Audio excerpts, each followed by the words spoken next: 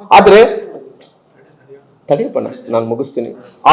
ಆಕಸ್ಮಿಕವಾಗಿ ಅಲ್ಲಿ ಬಾಂಬುಗಳು ತಯಾರಾದ ತಕ್ಷಣ ಅವಾಗ ಎಲ್ಲ ಬಾಂಬುಗಳು ತಗೊಂಡ್ಬರಂತೂ ಕೂಡ ಎರಡೂವರೆಯಿಂದ ಪ್ರಾರಂಭ ಮಾಡಿದಾರ.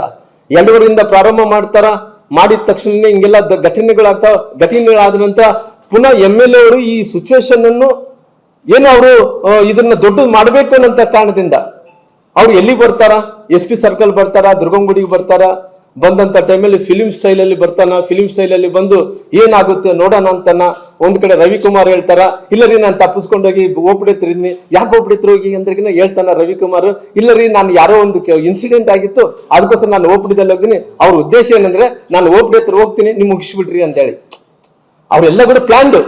ಓಪಡಿ ಹತ್ರ ನಾನು ಹೋದಂಗ ತಪ್ಪಿಸ್ಕೊಂಡಂಗ ಮಾಡ್ತೀನಿ. ಅವ್ರು ನೀವೇನಿದ್ರಿಗಿನ ಬೇಕಾದ್ರೆ SP ಗೆ ಕೊಡ್ಲಿಕ್ಕೆ ಕಟ್ಟಾನ. ಆತ SP ಗೆ ಏನು ಗೊತ್ತಿಲ್ಲ, ಪಾಪ ಅಮಾಯಕಿದ್ದಾನ. ಅವತ್ತೇ ಬಹಳ ವರ್ಷಗಳ ಕಾಲ ಡ್ಯೂಟಿಗೆ ಬಂದಾನ. ಇವತ್ತು ಯಾರೊಬ್ರು ಇದರಲ್ಲಿ ನಾವು ಈ ಇನ್ಸಿಡೆಂಟ್ ಅಲ್ಲಿ ತಪ್ಪಿಸ್ಕೋಬೇಕಂದ್ರೆ ಇದು ದೊಡ್ಡ ಅನಾಹುತ ಕಾಣ್ತಾ ಇದೆ. ನಾನು ಒಬ್ಬರಿಗೆ ಹೋಗ್ತೀನಿ, ನೀವೆಲ್ಲ ಕೂಡ ಭರತ್ ರೆಡ್ಡಿ ಅವ್ರ ಜೊತೆಲಿ ಬಂದು ನೀವೆಲ್ಲರೂ ಕೂಡ ಜನಾರ್ದನ್ ರೆಡ್ಡಿ ಅವ್ರನ್ನ ಮುಗಿಸ್ಬಿಡ್ರಿ, ಜನಾರ್ದನ್ ರೆಡ್ಡಿ ಮನೆ ಮುಗಿಸ್ಬಿಡ್ರಿ ಅನ್ನಂತ ಒಂದು ಷಡ್ಯಂತ್ರವನ್ನು ಮಾಡಿ ಒಂದು ದೊಡ್ಡ ಪ್ಲಾನ್ ಅನ್ನು ಮಾಡಿಕೊಂಡು ಈ ರೀತಿ ಗುಂಪಾಗಿ ಬರಂತ ಕೆಲಸ ಮಾಡಿದಾರೆ. ಈ ಗುಂಪು ಬರುವಂತ ಸಂದರ್ಭದಲ್ಲಿ ಇವತ್ತು ನಾನು ಸನ್ಮಾನ್ಯ ಉಪಮುಖ್ಯಮಂತ್ರಿಗಳು ಸಾಹೇಬರು ಬಂದಂತ ಟೈಮಲ್ಲಿ IG ಕೂಡ ನೇರವಾಗಿ ಈ ರೀತಿ ಆಗಿದೆ, ನಮ್ಮಿಂದನೇ ಆಗಿದೆ ಅನ್ನೋ ಆರೋಪ ಮಾಡಿ ನಿನ್ನ ಹತ್ರನೇ ನೇರವಾಗಿ ಮಾತಾಡಿದ್ದು IG ತಪ್ಪೆ ಅಲ್ಲ. ನನಗೆ ಜನಾರ್ದನ್ ರೆಡ್ಡಿ ಅವ್ರು ಹೇಳ್ತಾರೆ, ನನಗೆ ಅಕಸ್ಮಿತವಾಗಿ ಯಾವ್ದನ್ನ ಒಂದು ಡೆತ್ ಆಗಿದೆ ಅಂತ ಹೇಳ್ತಾರೆ, ಇನ್ಸಿಡೆಂಟ್ ಆಗಿದೆ ಅಂತ ನನ್ನ ಮೇಲೆ ಮರ್ಡರ್ ಕೇಸ್ ಫಿಕ್ಸ್ ಮಾಡಿದ್ರು. ನನ್ನ ಮೇಲೆ ಜನಾರ್ದನ್ 302 ಫಿಕ್ಸ್ ಮಾಡಿದ್ರು. ಅಲ್ಲಿ ವಿತೌಟ್ ಎನ್ಕ್ವೈರಿ ಎಲ್ಲೇನೋ ಇತಿಹಾಸದಲ್ಲಿ 302 ಫಿಕ್ಸ್ ಮಾಡಿರೋಂಥ ಉದಾಹರಣೆಗಳು ಇದೇನ್ರಿ ಸರ್? ಈ ಗಲಭೆಗಳಾದಂತ ಟೈಮಲ್ಲಿ 302 ನನ್ನ ಮೇಲೆ ಇವತ್ತಿಗೆ ನನ್ನ ಮನೆ ಮರ್ಡರ್ ಕೇಸ್ ಇದೆ. ಈ 302 ಕೇಸ್ ಆದ ತಕ್ಷಣ ಇವತ್ತು IG ಮೇಡಮ್ ಬಂದ್ರು. IG ಮೇಡಮ್ ಅವರಲ್ಲಿ ಅವ್ರು ಸೀನಿಯರ್ ಮೋಸ್ಟ್ ಆಫೀಸರ್ ಇದ್ದಾರೆ, ಎನ್ಕ್ವೈರಿ ಮಾಡ್ಬೇಕಾದ್ರೆ ರಾಮುಲು ಈ ತರ ಬ್ಯಾಕ್ ಗ್ರೌಂಡ್ ಇದ್ದಂತ ಮನುಷ್ಯ ಇದ್ದಾನ, ಜನಾರ್ದನ್ ರೆಡ್ಡಿ ಅವ್ರು ಈ ತರ ಬ್ಯಾಕ್ ಗ್ರೌಂಡ್ ಇರುವಂತ ಮನುಷ್ಯ ಇದ್ದಾರೆ, ಏನಿಲ್ಲ. ಅವ್ರ ಹತ್ರ ಆಕ್ಷನ್ ಕೂಡ ತಗೊಂಡಿಲ್ಲ. ನಾನು ಒಂದು ವಿಡಿಯೋ ನೋಡ್ತಿದ್ದೆ ಜನಾರ್ದನ್ ರೆಡ್ಡಿ ಸರ್. ಆ ಹೆಣ್ಮಗಳು ಭರತ್ ರೆಡ್ಡಿ ಅವ್ರ ಹತ್ರ MLA ಹತ್ರ ಹೋಗಿ ಮಾತಾಡ್ತಾರ, ಯಾರ ಹತ್ರ ಹೋಗಿ ಮಾತಾಡಿದ ನಂತರ ಯಾವ್ಯಾವ ಕೇಸ್ ಹಾಕ್ಬೇಕಂದೇಳಿ IG ಮೇಡಮ್ ಕೇಳ್ತಾರೆ. ನಮ್ಮ ಪರಿಸ್ಥಿತಿ ಏನ್ರಿ? IG ಮೇಡಮ್ ಕೇಳ್ತಾಳ್ರಿ, SP ನಿಯಂತ್ರಣ ಮಾಡಿಲ್ಲ ಅಂದ್ರೆ IG ಗೆ ಅಧಿಕಾರ ಇದೆ SP ಮೇಲೆ. IG ಯಾಕೆ ಗಂಟೆಗೆ ನಮ್ಮ ಮನೆ ಮುಂದೆನೆ IG ಇಲ್ಲಿ ಬಂದು ಶ್ರಾಮಲ ಹತ್ರ ಮಾತಾಡ್ತಾ ಇದ್ದಾಳೆ. ಭರತ್ ಬಂದು ಬಾಟಲ್ಸ್ ಎಲ್ಲ ಮನೆ ಮೇಲೆ ಹೊಡಿತಾ ಇದ್ದಾರೆ, ಫೈರ್ ಮಾಡ್ತಾ ಇದ್ದಾರೆ. IG ಯಾಕೆ ಆಕ್ಷನ್ ತಗೊಂಡಿಲ್ಲ? ಯಾಕಂದ್ರೆ ನಾನು ಇಷ್ಟೊಂದು ಈ ಗಲಭೆ ಆಗಂತ ಟೈಮಲ್ಲಿ IG ಮೇಡಮ್ ಅವರು ಕೂಡ ನನ್ನ ಮೇಲೆ ವಿತೌಟ್ ಎನಿ ಸುಮ್ಮನೆ ಅವ್ರನ್ನ ಸರ್ಕಾರನ ಸ್ಯಾಟಿಸ್ಫ್ಯಾಕ್ಷನ್ ಮಾಡಬೇಕಂತೇಳಿ ಅವ್ರನ್ನ ರಾಮುಲವ್ರನ್ನ ಎದುರಿಸ್ಬೇಕು, ಜನಾರ್ದನ್ ರೆಡ್ಡಿ ಅವ್ರು ಎದುರಿಸ್ಬೇಕಂದೇಳಿ ನಮ್ಮೇಲೆ ಒತ್ತಡ ತಂದು ನೀವು ನಮ್ಮ ಮೇಲೆ 302 ಕೇಸ್ ಹಾಕಿದ್ರಿ. ನಾನು ಅಕಸ್ಮಿತವಾಗಿ ನಾನು ಏನನ್ನ ಆ ತರ ಬ್ಯಾಕ್ಗ್ರೌಂಡ್ ಇಂದ ಬಂದು ಆ ತರ ಇನ್ಸಿಡೆಂಟ್ ಆಗಿದ್ರೆ ನನ್ನ ಜೀವಂತವಾಗಿ ಬಿಡ್ತಿದ್ರ, ಒದ್ದು ನನ್ನ ಕುಟುಂಬವನ್ನು ಎಳ್ಕೊಂಡೋಗಿ ನೀವೆಲ್ಲರಿಗೂ ಜೈಲಲ್ಲಿ ಹಾಕ್ತಿದ್ರಿ. ಆದ್ರೆ ಭಗವಂತ ನಮ್ಮ ಪರವಾಗಿದ್ದಾನ. ಆದ್ರೆ ನಾವು ಯಾವತ್ತೂ ಕೂಡ ಯಾವತ್ತೂ ಕೂಡ ಕೆಟ್ಟ ಕೆಲಸ ಮಾಡಿಲ್ಲ.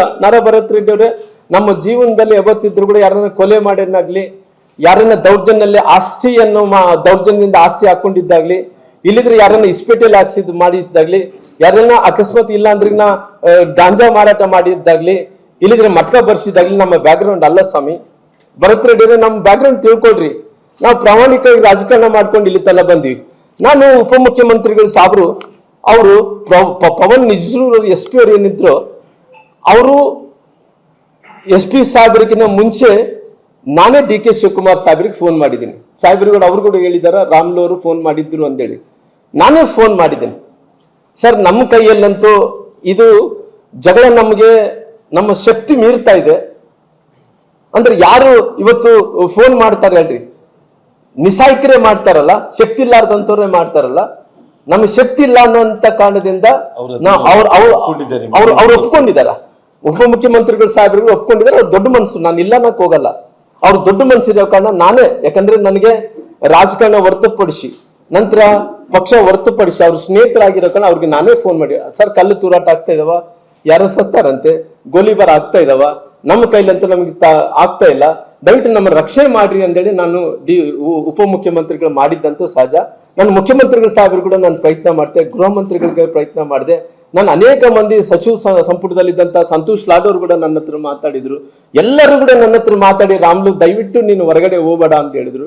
ನಾನು ಎಲ್ಲಿ ಕೂಡ ಹೊರಗಡೆ ಹೋಗ್ತಾ ಇಲ್ಲ ಸರ್, ನಾನು ಇದೀನಿ, ಆದ್ರೆ ನನ್ನ ಶಕ್ತಿ ಏನಿದನೋ ಆ ಶಕ್ತಿ ನನಗೆ ಅಷ್ಟೊಂದು ಸಾಲ್ತಾ ಇಲ್ಲ, ದಯವಿಟ್ಟು ನೀವು ನನ್ನ ರಕ್ಷಣೆ ಮಾಡ್ರಿ ಜನಾರ್ದನ್ ರೆಡ್ಡಿ ನನ್ನ ಅಂತೇಳಿ ಕೇಳ್ಕೊಂಡಂತ ಟೈಮಲ್ಲಿ ಪುನಃ ಅವರು ಮಾತಾಡಿರ್ಬೋದು.